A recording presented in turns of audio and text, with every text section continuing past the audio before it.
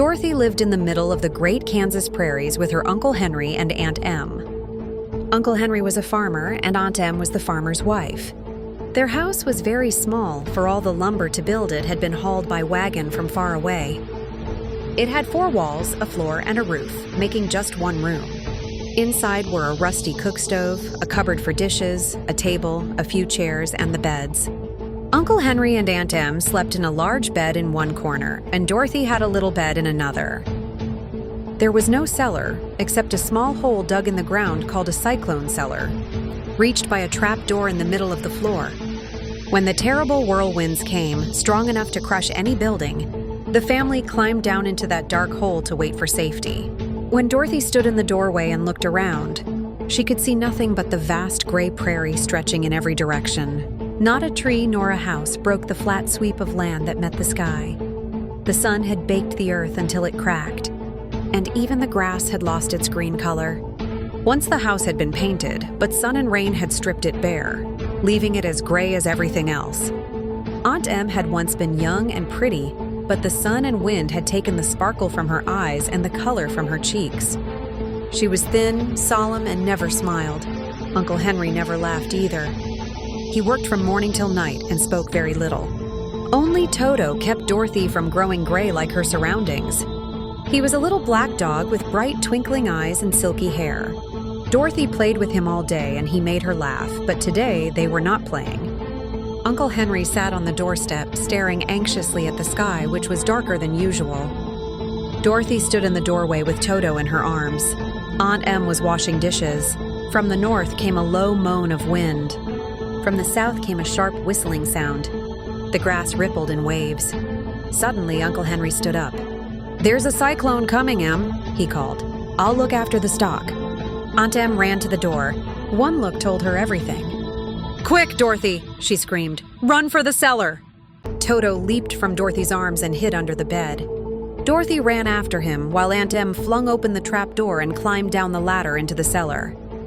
Dorothy finally caught Toto and hurried across the room, but just then the wind screamed louder than ever, and the house shook so violently that she fell to the floor. Then something very strange happened.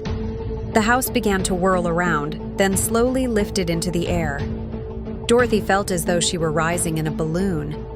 The north and south winds had met at the house, placing it directly in the center of the cyclone. Though the air in the middle was strangely calm, the pressure of the winds on every side lifted the house higher and higher, until it rested at the very top of the cyclone and was carried miles away as easily as a feather. It was dark, and the wind howled terribly, but Dorothy soon realized she was not being hurt. After a few wild spins, the house rocked gently, like a cradle. Toto did not enjoy the ride. He ran about barking, and once he fell through the open trap door. Dorothy cried out in fear, but she soon saw one of his ears sticking up. The pressure of the air held him there. She crawled forward, grabbed his ear, pulled him back, and closed the trap door tightly. Hour after hour passed. Dorothy grew less frightened, though she felt lonely, and the noise of the wind nearly deafened her. At last she stopped worrying, climbed into bed, and Toto curled up beside her. Despite the rocking of the house and the wailing storm, Dorothy soon fell fast asleep. She was awakened by a sudden violent jolt. If she had not been lying on the soft bed, she might have been badly hurt. Toto pressed his cold nose into her face and whimpered. Dorothy sat up. The house was no longer moving. Bright sunshine poured in through the window. She jumped from the bed, ran to the door, and opened it. Then she cried out in amazement. The cyclone had set the house down gently, in the middle of a land of breathtaking beauty. Green grass spread everywhere.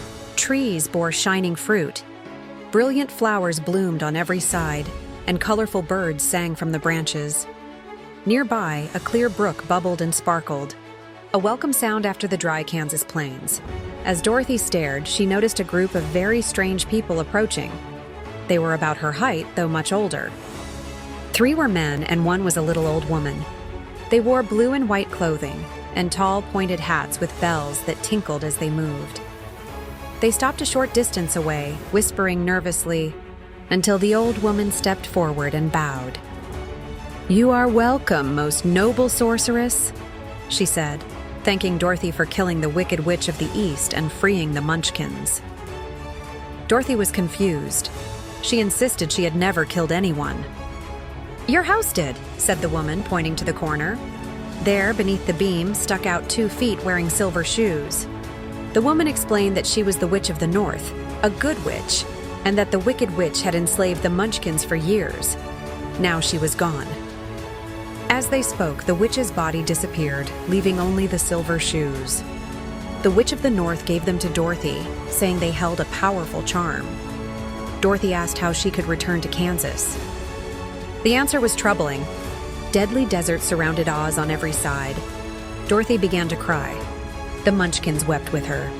Then the witch placed her cap on her nose and counted softly. It turned into a slate that read, "Let Dorothy go to the City of Emeralds." "You must go to Oz," the witch said. "Perhaps he can help you." She told Dorothy to follow the yellow brick road, kissed her forehead for protection, and wished her well. The Munchkins bowed and departed. The witch spun around 3 times and vanished. Dorothy was not surprised. She stood quietly with Toto, the silver shoes nearby, and the long yellow road waiting before her.